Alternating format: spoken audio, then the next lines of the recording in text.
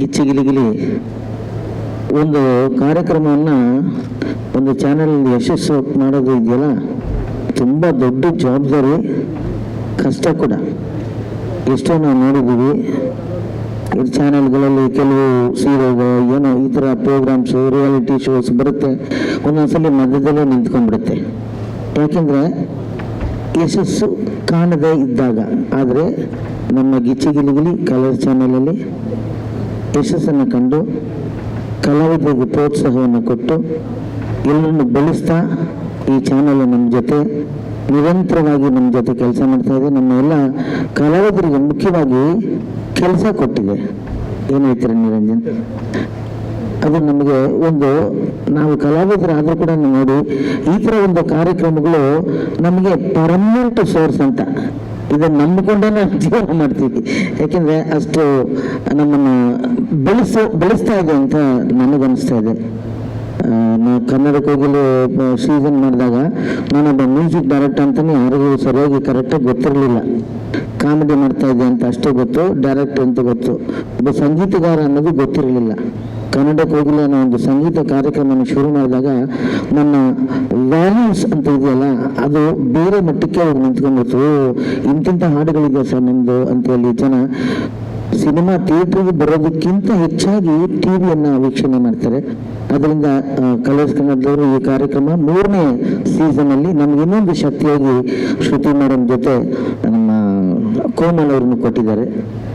ನಿಮ್ಮೆಲ್ಲ ಪ್ರೋತ್ಸಾಹ ಈ ಚಾನಲು ಜೊತೆಗೆ ನಮ್ಮ ಗಿಚ್ಚಿಗಿಲಿ ಕಾರ್ಯಕ್ರಮ ತುಂಬ ಉತ್ಸಾಹದಿಂದ ಮುಂದೆ ಬರುತ್ತೆ ಅನ್ನೋ ನಂಬಿಕೆ.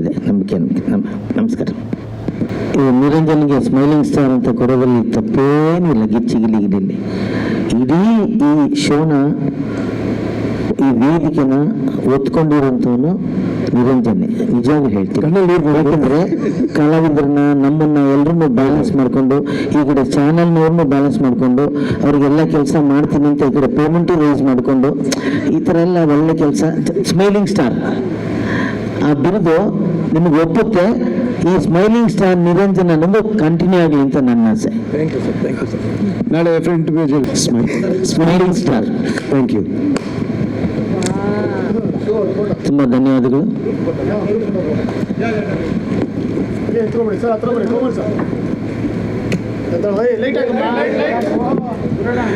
ದಯವಿಟ್ಟು ಲೈಟ್ ಹಾಕಿ ಇವರೇ.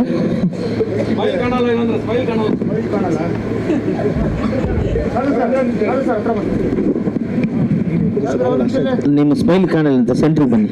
ಇಲ್ಲ ಸರ್, ನಿಮ್ಮ ಪಕ್ಕ ಅಲ್ಲೂ ಮುಖ ಫುಲ್ ಮೀಸಿ ದಾಡಿ ಮುಚ್ಕೊಂಡಿರೋದ್ರಿಂದ ಕಾಣ್ತಾ ಇಲ್ಲ ಅಷ್ಟೇ.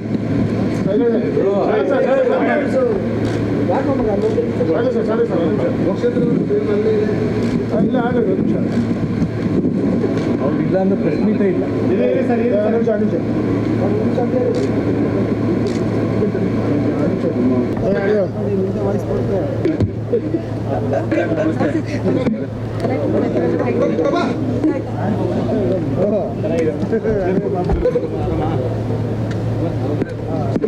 ದೇಶದಲ್ಲಿ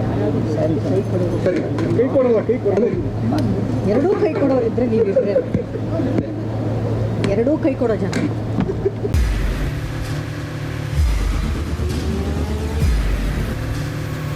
ಪ್ರಜಾಮಾರ್ಗ ನ್ಯೂಸ್, ಇದು ಜನಸಾಮಾನ್ಯರ ಧ್ವನಿ. ನಮಸ್ಕಾರ.